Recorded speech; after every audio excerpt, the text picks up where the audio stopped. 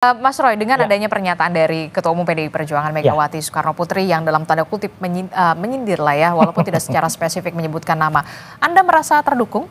Bukan masalah terdukung ya, saya bersyukur makin banyak orang waras di negeri ini. Hah? Iyalah. Loh, Kenapa? Pak, waras itu artinya bisa berpikir sehat. Ya jelas lah, Ibu Mega itu adalah dulu yang mengangkat Jokowi, kemudian bahkan mendukung ketika masih didukung oleh PDI Perjuangan. Artinya itu adalah nasihat yang sangat bagus dari orang yang pernah mengangkat Jokowi gitu loh. Kalau kemudian yang diangkat tidak merasa, ya itu kan kayak malin kundang aja gitu berarti kan. Gitu. Jelas betul nih statement dari Ibu Mega dan saya kira statement dari mostly ya orang kan udah banyak sekali. Saya kira Mbak Adisti dan pemirsa Kompas TV kan bukan hanya dari Ibu Mega statement semacam ini. Udah tunjukkan aja gitu. Kayak bahkan Barack Obama pun ketika disinggung dia tidak kelahiran Amerika, dia dengan langsung menunjukkan birth certificate-nya gitu, artinya kelahiran sertifikat. Dan saya kira ini kalau pikiran sekali lagi saya ulangi, pemikiran orang waras ya seperti ini. Gitu loh. Jadi tunjukkan ya saja, tunjukkan saja selesai gitu dan tidak membuat masyarakat kemudian malah artinya kemudian dikriminalisasi ya. Saya berlarut-larut begitu. Berlarut-larut karena ada pemeriksaan sampai dengan Bu Kurnia sampai jam 11 malam ya. Kemudian nanti nggak tahu sampai jam berapa rata-rata untuk sebuah hal yang sifatnya klarifikasi.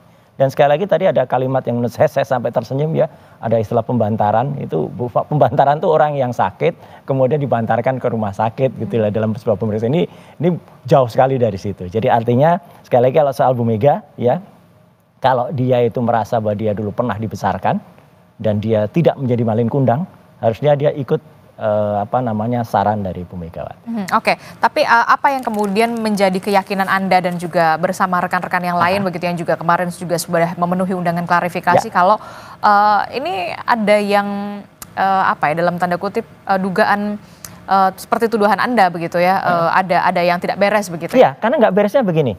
Katanya kan kita hormati ya, Jokowi katanya ijazah saya tidak pernah dikeluarkan sama sekali. Ya gitu. Tapi bukannya kemarin pas di Bareskrim itu betul. Itu dititipkan Oke, untuk diberikan. Kita hormati itu. Tapi artinya berarti ada ijazah yang sebelumnya sudah keluar. Itu kan berarti kan bukan itu ijazahnya, katanya kan gitu. Oke. Nah, berarti ijazah yang pernah ditunjukkan oleh salah seorang kader partai ya, itulah seharusnya justru terlapor. Dia harusnya disebut membuang hoax ya gitu atau kemudian menyampaikan hoax. Karena apa? Karena jelas betul yang dia sampaikan ini biar nggak ribut atau biar tenang lebarannya. Waktu itu tanggal 1 April dia bilang inilah yang asli.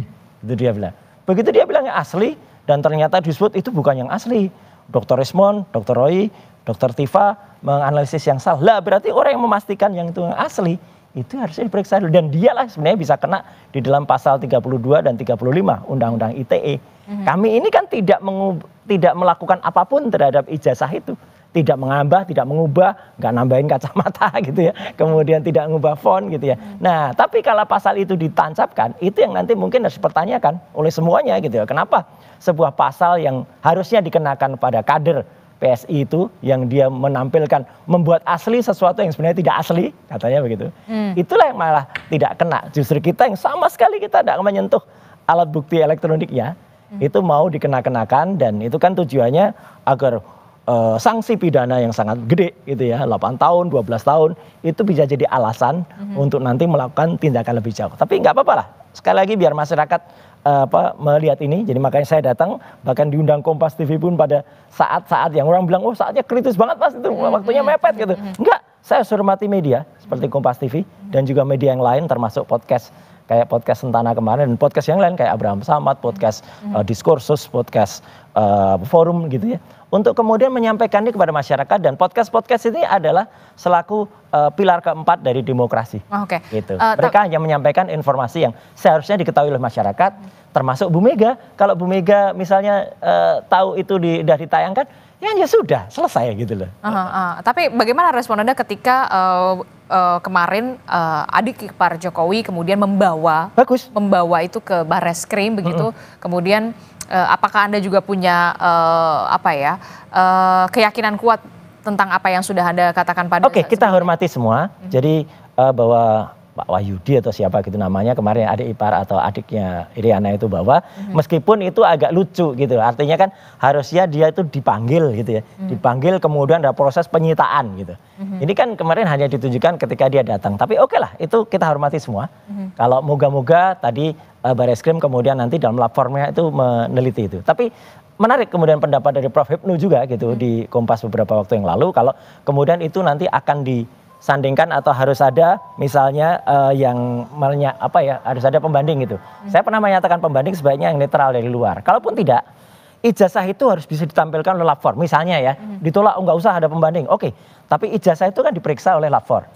Supaya dijelas, ijazah itu harus tampilkan. Kemudian keterangan dari lapor tidak boleh hanya berubah satu kalimat saja, misalnya yang otentik atau identik. Mbak pernah nggak? Misalnya kita diperiksa kesehatan, ya, pemeriksaan dari lab manapun kan jelas, misalnya SGPT berapa, SGOT berapa, jelas detail kan? Kan kita nggak mau terima aja misalnya Anda sehat gitu, sehatnya kenapa? Gitu, atau Anda kurang sehat. Nah situ jadi nanti terperinci. Harus terperinci kertasnya terbuat apa, nanti hasil carbon datingnya kayak apa, tinta setidaknya ada 5 tinta di situ. Tinta pertama itu tinta cetaknya menuliskan ijazah, kemudian telah diberikan bla bla bla bla, kemudian nama cetak itu. Kemudian tinta yang kedua itu tinta nuliskan nama, ya, oleh si penulis nama. Itu juga tintanya beda. Tinta ketiga itu adalah tinta tanda tangan tanda tangan rektor. Dan juga tanda tangan dekan, itu tintanya pasti lain-lain. Tinta yang keempat, tinta yang kemudian untuk logo UGM, yang sifatnya itu adalah warnanya emas gitu ya. Nah tinta selanjutnya adalah tinta berupa cap dari fakultas yang ada. Nah itu harus ada keterangannya masing-masing. Tinta terbuat dari apa namanya, kimianya apa, unsurnya apa saja. Kalau tidak serinci itu, ya kalau kemudian tidak ada pembanding, ya masyarakat akan menilai ini pemeriksaan lab 4 kok kayak gini gitu, kok abal-abal gitu loh. Tapi kalau itu ada, saya hormati lab 4 ya gitu, dan biarkan itu akan menjadi diskursus di masyarakat. Oke, baik. Secara terperinci harus benar-benar secara transparan, detail begitu.